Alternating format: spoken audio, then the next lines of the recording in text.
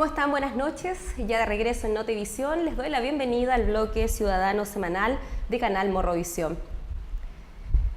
Se ha escuchado decir, y con más fuerza este último tiempo, que el español es un lenguaje sexista, androcentrista, término que se refiere a la práctica, consciente o no, de otorgar al hombre y a su punto de vista una posición central privilegiada en la sociedad, en la historia o en la cultura.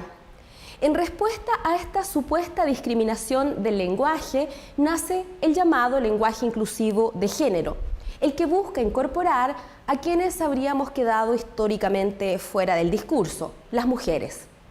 Procura evitar el uso de un lenguaje masculino genérico, incorporando recursos lingüísticos como las y los, o haciendo alusión al género en el contenido, refiriéndose, por ejemplo, a los vecinos y vecinas, a los ariqueños y ariqueñas.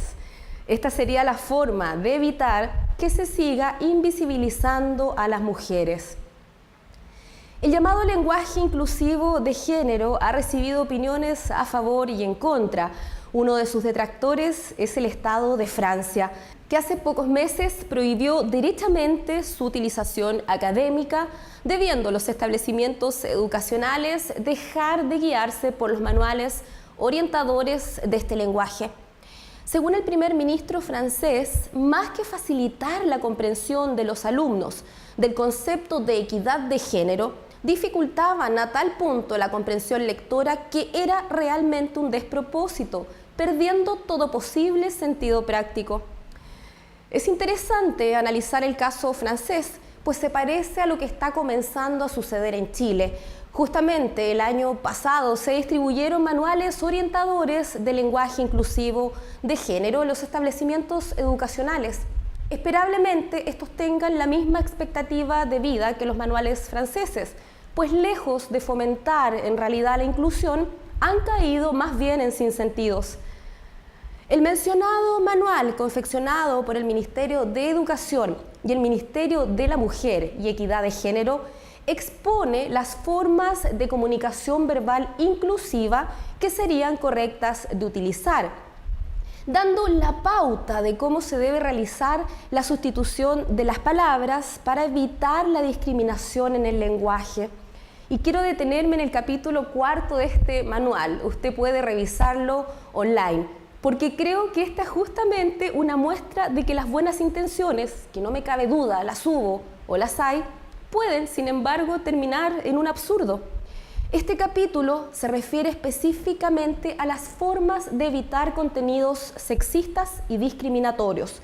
Rechaza el uso estereotipado de adjetivos calificativos según sexo. Por ejemplo, en el contexto de una frase, se debe siempre evitar referirse a mujeres vinculándolas o relacionándolas a adjetivos como dulce, tierna, frágil, emocional, maternal, y en el caso de los varones, evitar vincular los adjetivos como rudo, violento, fuerte, racional o protector. Si se aplicaran las directrices propuestas en estas guías, básicamente no se podría hablar. Estas propuestas no están hechas para ser adaptadas al lenguaje común, mucho menos de estudiantes, les complejiza el entendimiento.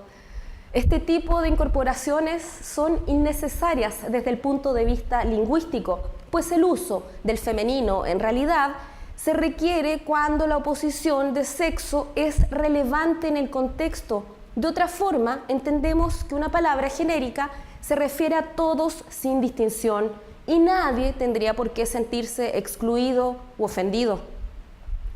Cuando hablamos de equidad entre hombres y mujeres, no nos referimos a la letra A al final de un título, como actualmente ocurre con el título de abogada, o al texto de un discurso o a los libros de clases de nuestros hijos.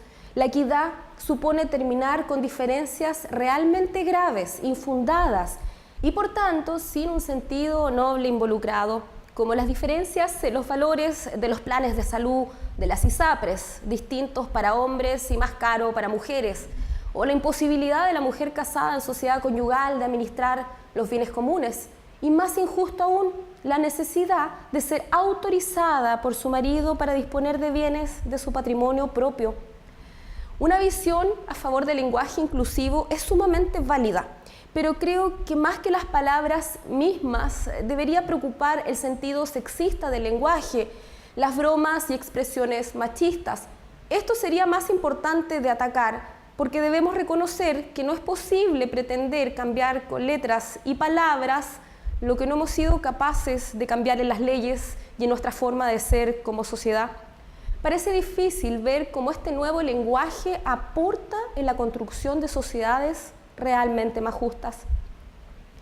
Antes de despedirme, quisiera dejarlos invitados a escuchar nuestro programa radial ciudadano, Arica República Independiente. Para más información sobre el dial y horarios de transmisión, los invito a visitar el fanpage de Facebook del programa. Siga informándose con nosotros. Nos vemos la próxima semana. Que tenga buenas noches.